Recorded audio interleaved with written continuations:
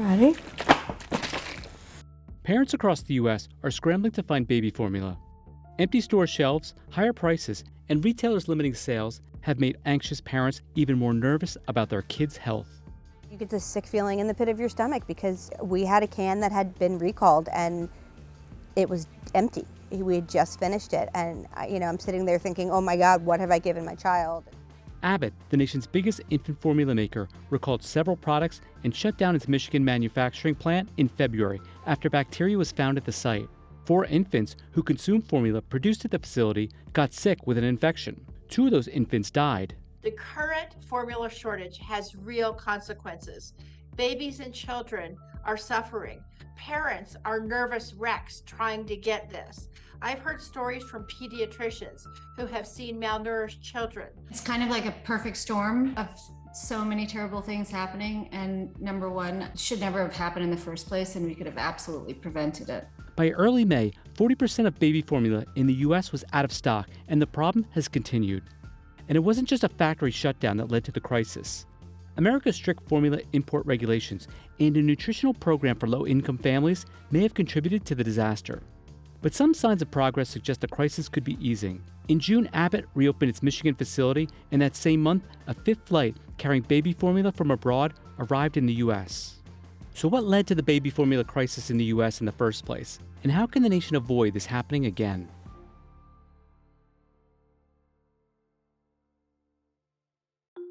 Amy Dolan and her husband Brian live in Flanders, New Jersey with their 3 kids. A milk protein allergy means their youngest son Connor requires specialized formula. We had to do a little running around, but we were able to get a prescription, find a pharmacy, and thought everything was great. We were getting deliveries of our formula, and Connor was doing well on it. But that changed after baby food manufacturer Abbott recalled several of its products and closed its plant in Sturgis, Michigan. Up to 25% of the nation's baby formula came from that facility. The Dolans had 16 cans of formula in their pantry at the time, 14 of which were recalled, including one they had just finished. I was scared out of my mind. You had seen that the recall was because there were several babies who had gotten pretty sick, and I didn't want our baby to get sick. It also meant the couple, along with countless other parents, had to scramble to find a replacement as stores nationwide began running out of formula. A friend of mine walked in and I said, they're supposed to be right here, and there was nothing. And I called Brian and I said, there's no formula. Our formula's not there. I don't know what to do. Shopping online proved problematic as well, with shipping delays, limited supplies, and price gouging on some websites. You'd see out of stock, not available, estimated shipping 8, 10, 12 weeks away. So online we were sort of watching it go up, and it went from about $45 a can to about $85, $87 a can. We found one night that was 4 cans for $500. Enlisting family and friends, the couple went on a nationwide search for baby formula. And we finally found 2 cans in Newark, Delaware. It was Bye Bye Baby, and it was in Delaware, and they had 2 cans, and that was the last cans they had, and I said, would you hold them? And I said, I'll leave right now. It'll take me a couple hours to get down there, and drove, just over 2 hours to get down there to pick up the 2 cans and drove the 2 hours back. And although the couple has managed to keep a supply of formula at home, they have formed contingency plans. And those plans might come in handy. It could be the end of July before store shelves are filled with baby formula again, according to FDA Commissioner Robert Califf. In the meantime, experts advise parents facing a shortage to consider using a store-brand generic formula, switching from a milk-based formula to a different variety, like a soy-based formula if possible. And do not make your own formula or dilute your baby's formula by adding water. I worry about everything now. I worry about if I run out of formula, will I have enough different foods to give him that'll give him enough protein and give him enough of what he needs. Connor, do you want to go down again? One more time? Say one more time. Ah! Ready? Driven by an increase in working women, the U.S. baby formula market is expected to reach $5.8 billion in 2027, almost 60% higher than in 2019. A few companies dominate the market. There's Illinois-based Abbott, Chicago-based Mead Johnson Nutrition, which is a division of Reckitt, and Swiss company Nestle makes Gerber products. Perrigo manufactures store-brand formulas for retailers like Target and Walmart. Because baby formula is a sole source of nutrition for a vulnerable population, the market is highly regulated by the FDA, which sets rules for everything from nutrient requirements to packaging, labeling, and production. In a House committee hearing on formula safety, the FDA faced sharp criticism for its slow response in investigating the crisis at Abbott's Michigan plant. The FDA didn't act decisively until parents and the media coverage forced them to move publicly. FDA failed to react promptly to the warning signs it was getting about the Abbott nutrition plant. Frankly, the inspection results were shocking.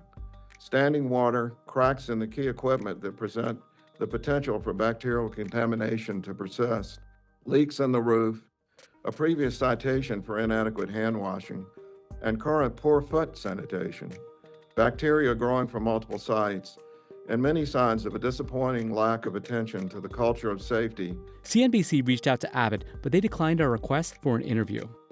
To ease nationwide shortages, President Biden invoked the Defense Production Act, requiring companies to prioritize the allocation of baby food ingredients. The FDA relaxed regulations on imports from abroad, including Britain. At the same time, manufacturers ramped up production, and a military cargo flight shipped infant formula from Europe. But with parents still struggling to find formula, many experts say those efforts aren't enough, and the baby food crisis that has been brewing for years may have been preventable. On the one side, you had people stopped having babies during the pandemic, and so that really caused demand predictions and forecasts to change for the sector. Then, as things lightened up, people started having babies again. Formula makers have also faced a laundry list of pandemic-era supply chain issues, including labor, trucking, and packaging. Shortages, in turn, led to hoarding by some parents. Being a parent who had a child on formula myself, I can tell you, when those shelves get a little bare, you buy extra. And America's regulatory and trade policy may be to blame too. About 98% of baby formula consumed in the U.S. is produced here. Due to decades of protectionist lobbying from the U.S. dairy industry and from Abbott and other formula producers, there are high tariffs on imports of infant formula and other dairy products. In fact, the most common forms of infant formula imported in the United States from most countries are subject to a tariff of 17.5% that actually goes up after you import certain quantities. America's free trade partners have also been targeted. Under the Trump administration, in July 2020, the U.S. entered into the United States-Mexico-Canada Agreement, a substitute for NAFTA. One of its provisions targeted Canadian infant formula manufacturers. About half of infant formula in the U.S. is purchased through the Women, Infants, and Children's Program. Launched in 1974, a major tenet of the program is to provide vouchers to lower-income families to purchase infant formula. In 2021, an estimated 6.2 million people participated in WIC. It works like this. In general, each state awards a sole source contract to a formula manufacturer. In exchange for the exclusive agreement, the manufacturer provides a deep discount that could range from 85 to 90% below the wholesale price. Manufacturers benefit by getting the government stamp of approval, and larger shelf space in stores means non-WIC shoppers end up buying that brand too. This gives that producer pretty significant market power, allowing it to raise prices in the non-WIC market and muscle out competition, so further concentrating the market. Take California, for example. In 2007, California, which has the largest number of WIC participants, switched its contract brand from Abbott to Mead Johnson. Abbott's market share plummeted from 90% to 5%. Mead Johnson's market share had the opposite effect, increasing from about 5% to 95%. And market concentration has proved to be devastating when problems arise. So when Abbott's facility gets shut down, when Abbott recalls a lot of product, well, that causes WIC consumers to scramble for non-WIC product as the USDA issues waivers to do that. But it also just punches a giant hole in the US market. In 2015, for example, Abbott was the sole source WIC provider in 23 states and the District of Columbia, followed by Mead Johnson in 18 states and Gerber in 9 states. It's inhumane for a government system to be created where we're reliant on the government to give a certain population product to feed their babies, and then for the system to fail them. That's not right. Critics say that concentration has also hampered innovation. But that may be starting to change. Several brands have launched in recent years, including direct-to-consumer brands like Bobby, who works with manufacturer Perrigo, and ByHeart. Launched in March 2022, ByHeart is the first new infant formula manufacturer to be registered with the FDA in over 15 years. Both companies are not accepting new customers as of early June. ByHeart claims its cleaner ingredients help it get closer to breast milk than other brands with a recipe that doesn't contain corn syrup, gluten, GMO, or palm oil. Product innovation has been stifled really at the expense of families.